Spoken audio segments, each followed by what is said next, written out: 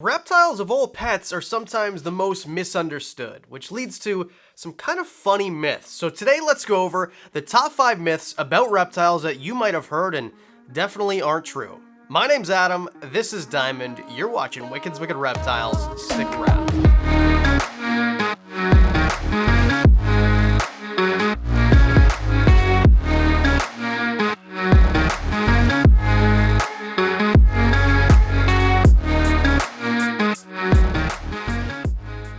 Started off, myth number 5, enclosures can be too big.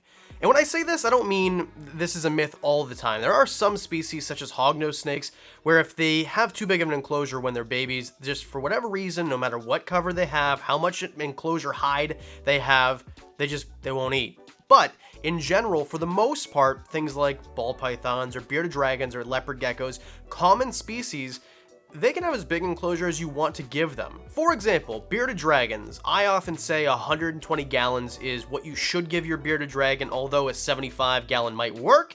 I think that bigger is always better, and I'm criticized on this a lot of the time. Probably by people who just don't want to go above and beyond for their animal.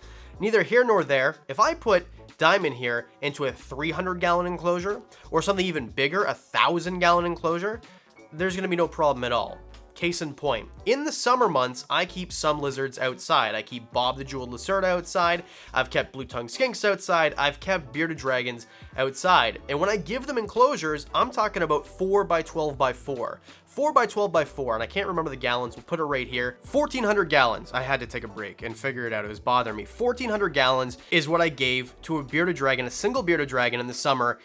And they did just fine. They ate fine, they drank fine, they had zero issues whatsoever. They got the UVB outside, but neither here nor there. This is what I'm saying. If you want to give your bearded dragon or leopard gecko or ball python an enclosure that is bigger than what's recommended, the important thing is coverage. Make sure that they've got several hides all the way around. If it's super duper big, maybe give them a couple water bowls, and make sure that the humidity and the temperature is on point. That's the hardest part with larger enclosures. And between the hides, give them cover. So when you have a hide over here and a hide over here, you want to make sure that they've got fake foliage or some sort of cover to get from point A to point B without being seen, and that's what's going to make them feel comfortable. So in my opinion, this is a myth. There is no such thing as an enclosure that is too big. Tip number 4, venomous snakes aren't that dangerous because you can just suck the venom out. What? No, this is not Snakes on a Plane. I have had it with these monkey-fighting snakes on this Monday to Friday plane. You can't just suck the venom out. That's not how this works. If you suck venom out of someone's bite, first of all, it's not effective. And second of all, even if you did get some venom in your mouth, if venom is bad for inside your body, and you have mucous membranes inside your mouth, what do you think the venom's going to do to your mouth and your body from entering your mouth? It's inadvisable to drink venom from a snake. I don't think that's a good idea. Not a really good idea. And there are some people that say, oh, we'll just coat your mouth in oil, and it doesn't really work like that. Don't suck venom out of a bite from a venomous snake. I instinctively sucked out the venom from the wound. Experts say that doesn't work. And the root of this, saying that venomous snakes aren't that big of a deal to keep, I totally disagree. I did a whole video about it right here, about snakes that are venomous or venomous reptiles in private collections. It is a big deal. It is definitely a big deal. Should it be illegal? I don't think so. We cover it in the video that I pointed to. I think this is a much bigger topic, but I really have no other things to say about this. No, you can't suck venomous snake venom out of someone's wound that they were just bitten from, and venomous snakes are kind of a big deal to keep. Don't do that lightly. Myth number 3, and this is a common one, and this is just simply this, that, or the other thing can be kept in a 10-gallon enclosure for its entire life. And last week, I think it was the last video we did actually, right here, you can watch it, was talking about all the animals that actually do well in 10-gallon enclosures for their entire life.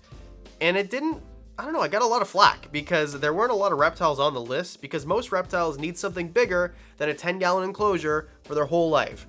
And I've even seen this with bearded dragons, who obviously need much larger than a 10-gallon enclosure. A bearded dragon, full span, a full-grown bearded dragon, is much larger than a 10-gallon enclosure is wide, or lengthwise rather. So there's no way this is true. And I've heard this about ball pythons, hognose snakes. It's just not true. There are certain animals that you will see that the PetSmart or Petco employee there who has probably done research for about 15 minutes on the back of the card that was given to them when they were hired about a reptile, and they're going to say, oh yeah, no problem. You could definitely bring home your Chinese water dragon and it can live in a 20-gallon enclosure or 10-gallon enclosure for its entire life. No, it can't. So if you're thinking about getting yourself a leopard gecko because someone told you they can live in a 10-gallon enclosure, don't do that. Watch the video right here about leopard geckos and how to take care of them. I would definitely recommend 20 gallons or larger for sure. So I don't really think I need to beat a dead horse here. There he is, beating that dead horse. Get him! Most reptiles need larger enclosures than 10 gallons, and I think we've done a few videos about this. What do you think? Should I do a whole video about reptiles who most people think can live in 10 gallons, or the internet tells you you can live in 10 gallons but really can't? Leave it in the comment section below. What do you think? Just want down, don't you? Myth number 2, and this is one that I got a lot of flack from in the last video. Don't handle the reptile you just bought as soon as you get it.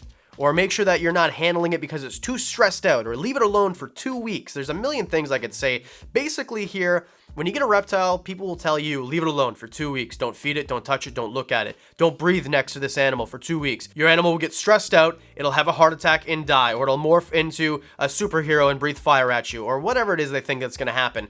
I don't know what you think is going to happen if I handle a reptile as soon as I get it. Are you going to take away my birthday? What's going to happen to this animal or me? Come back here. There is absolutely nothing wrong with handling the animal to put it in the enclosure as soon as you get it. And some people take it to that extreme where they say, hey Adam, I saw you get this certain animal at an expo and then you handle it to put it in its enclosure.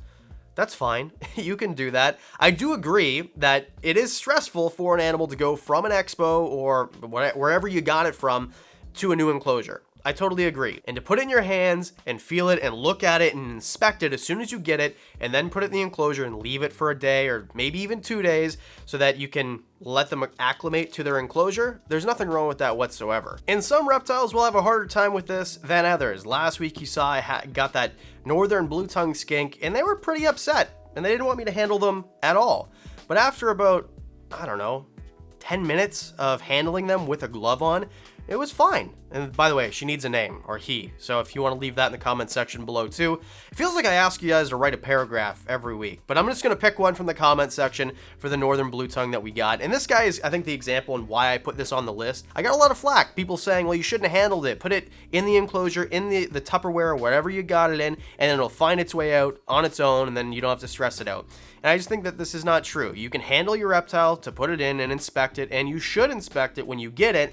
And then if you want to come back the next day or the day after and handle your reptile and try to get it acclimated to you, because for most of us, what is the point of having a reptile that is your pet if you can't touch it? This to me is why I don't have things like emerald tree boas and green tree pythons and things like that. Anything that I can't really handle very well for the most part or takes tons and tons of work, I just choose not to get.